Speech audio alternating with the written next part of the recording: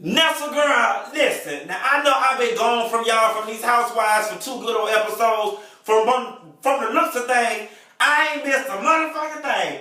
Y'all, a combination of like me being busy and this Housewives Portia Candy stuff being too much for my spirit. I had to take a break from all of that Kirk and all these babies and all that. It was just a lot, draining my damn soul. But y'all know I made a vow to y'all to be consistent, and I wasn't going to be gone for too long. So let's just get on into Hawaii and these girls getting back to Atlanta.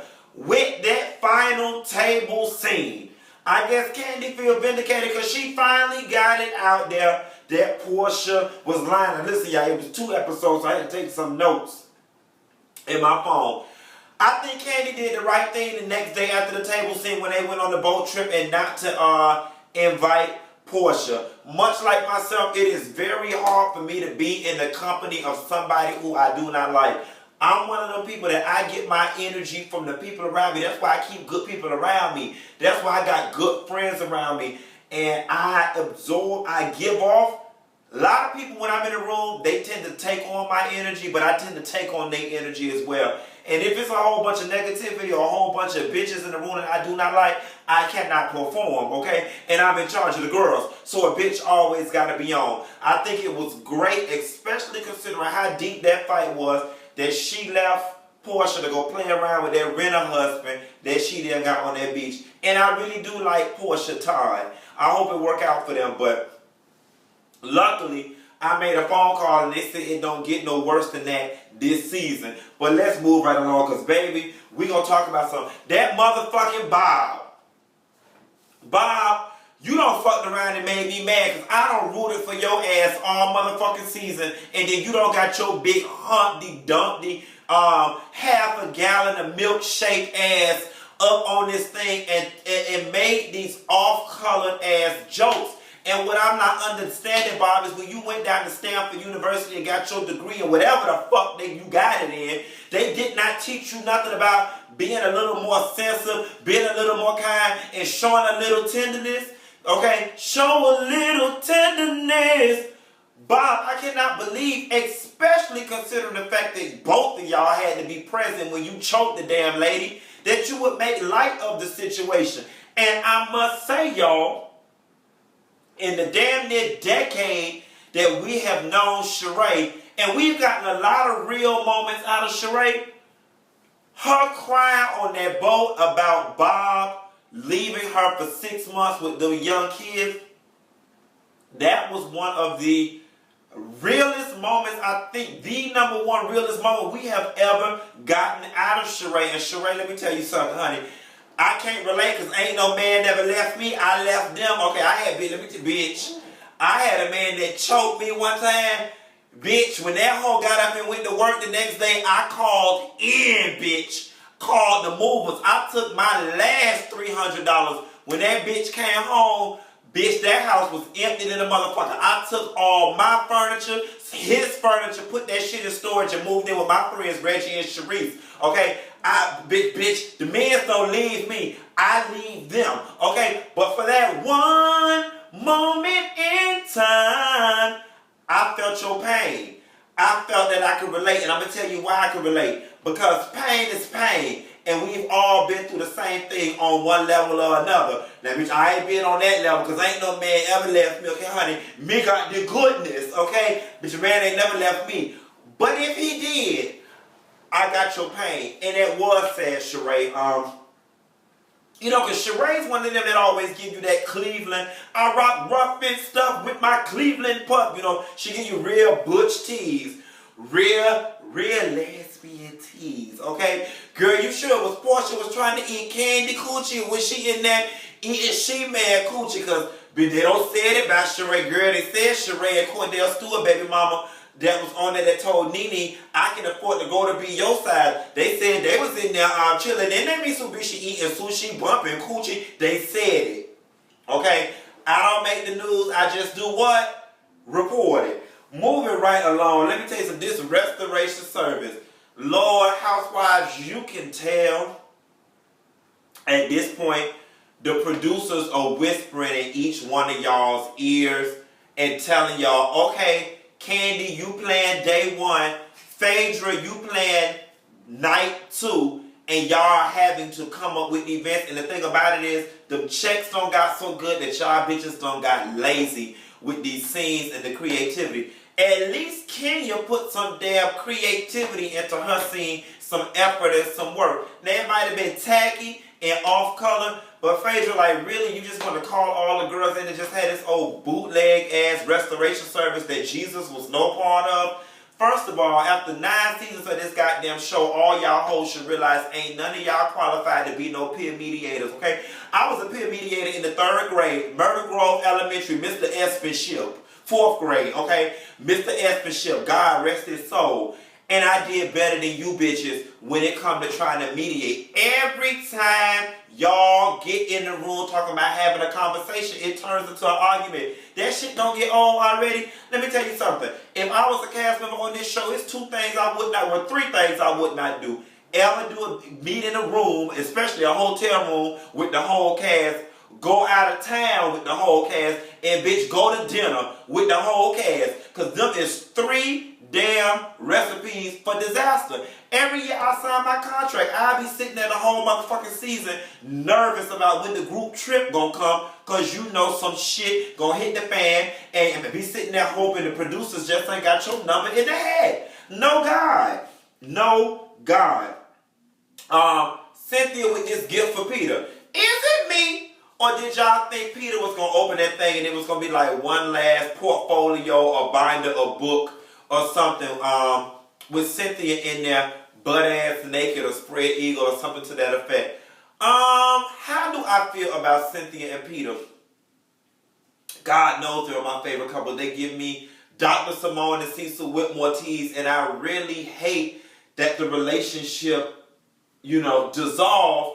But I love the fact that they are well on their way. They're on the fast track to being good friends.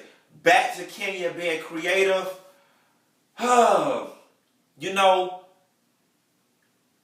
Different people's responses to that party really had a lot to do with how serious they take the sanctity of marriage. I posted a quote on Facebook the other day and said, for how many people, how does till death do us, how many people does till death do us part mean until the divorce is final?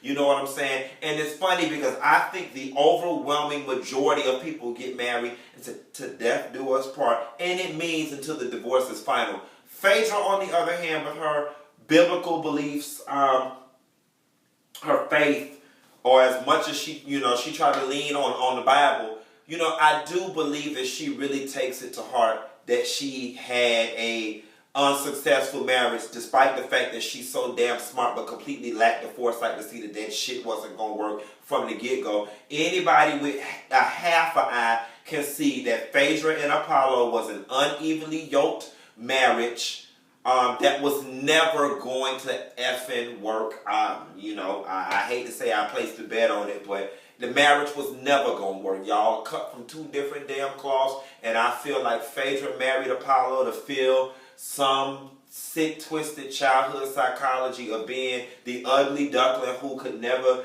get the cute, I'll be sure looking boy in school, and she got fine and successful, and she had to go fill that void of getting a boy that never would have looked at her when she was younger. I'm sorry, that sounds ugly. Phaedra is a friend of mine, but that's really how I feel about the situation. Cynthia and Peter, it's bittersweet, but she handled it in stride. And I do get, though, when Phaedra explained it, that's still a very raw spot. And yeah, I do find it odd. The one bitch in the relationship that did not take marriage serious at all or respect other people's marriages, the one who now wants to celebrate the fact that we're single and divorced and basically single like you. You know what I'm saying? I can get how Phaedra took things that way. I don't think she meant for Portia to read that text out loud. And Portia, Portia, I want to give you the benefit of the doubt and say you should have been smart enough to not read it. But then, maybe again, everybody was having such a good time and Portia wanted to break up the scene, so she read it on purpose so Phaedra can be back mad with Kenya. I don't know. Misery loves company. Matter of fact, it don't love company. It demands it. So that was a little rocky. Moving back to Bob and Sheree. After Bob made them comments about Sheree and then she went to the diamond shop and met him, that's, when they was in the car and he made the comments, I said, you know what? Maybe Bob is just one of those guys that are socially awkward. He's not comfortable expressing his emotions. So he just, laugh and giggle because that's the only way he knows how to deal with the shit. But when Sheree was in that jewelry store, she's sitting there crying, upset, and this motherfucker was laughing. Then when she exited the scene, he's still motherfucking laughing. What the fuck was funny? Like, I'ma need on the reunion for them to be like, a producer was under the table tickling his feet, and that's why the fuck he was laughing. Like, quiet as it's kept. If I was Sheree, like, I would not talk to this motherfucker again. Like, despite who was right or wrong, when people close a door and after being separated for 10 years, they move on and then they kind of let you back in and they start removing some of these layers and then you just send them right back to what they were feeling from 10 years ago. Like, that shit just ain't cool. And in that space, we can't be lovers and we damn sure can't be friends. You know what I'm saying? Our kids grown, real talk. It ain't a motherfucking thing for us to discuss except for when this college tuition bills is due and did you put any money to the side for Cali wedding. Beyond that, I don't understand what divorcees of adult children need to discuss.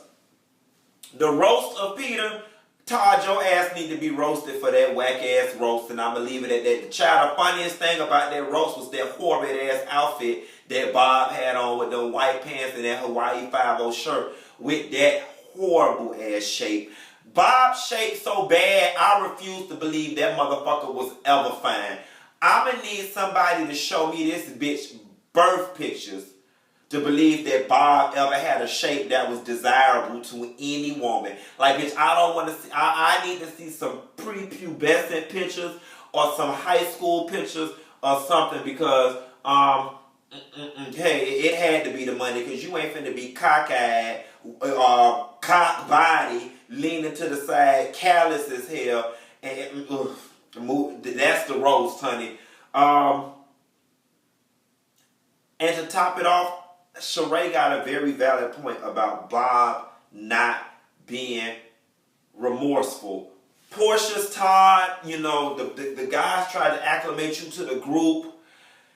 And, you handled it well under the circumstances. And I think you did a very good job of being thrust into this bullshit. But I'm just curious to know what Portia's Todd's thoughts are on all of this. Because it sucks having to stand behind and support somebody who is in the wrong on certain things. And Portia, you all but said you lied. You keep saying you said stuff to me and I had to defend myself, so I said something back.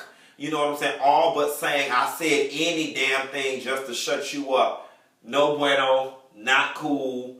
And lastly, Kenya, you got a very bad habit of when people try to escape from your ass, running to them. That's what Sheree meant earlier when she was like, you damn near provoked somebody to slap the shit out of you. Obviously, Phaedra was upset. You knew from the text that she didn't appreciate the party nor it being thrown by you. Why not just wait until breakfast the next day to talk to the lady? Why come to her room, antagonize her, and then, you came like you was coming to check on her, but that was really more about you and them damn text messages. And Kenya, I don't like these delusions you go on. People say something to you and then you act so attacked and you over-exaggerate. By no stretch of the imagination was Phaedra trying to say you were the reason that her divorce, she had to get a divorce or her marriage was on the rocks, so on and so forth. I don't know how you got that from that conversation, and you always do it. You do it with Matt. People give you an inch and you take it a mile. Oh, so now I'm the reason you got a divorce. Nobody was saying that. But what she was saying is you were a very contentious part of my husband and I's divorce. And for that, and for the sake of our friendship, anything involving my marriage, my relationship with Apollo, you and I should just agree that that's off limits.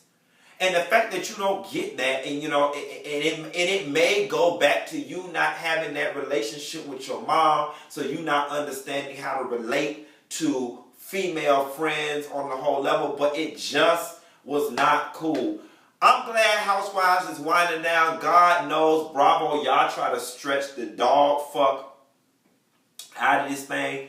Shit, I was gone for 2 weeks. Y'all blowing me up on the social media. I'm thinking I damn missed something. And these last 2 episodes were very, it's like, okay, we waiting for the reunion. And y'all probably going to make that 12 parts. Let's go ahead and just wrap this thing up. Because this season has kind of ran this course. Anyway, that's what girl. Now I got to get in here and find out what the dog fuck going on with Rashida and all these storylines and babies and whatnot. And then I got to go ahead and rewatch Underground. And I can tell y'all about Mary J. I got a lot going on today. But just stick with me. We're going to have it all going on. I'll talk to you later, girl. Bye.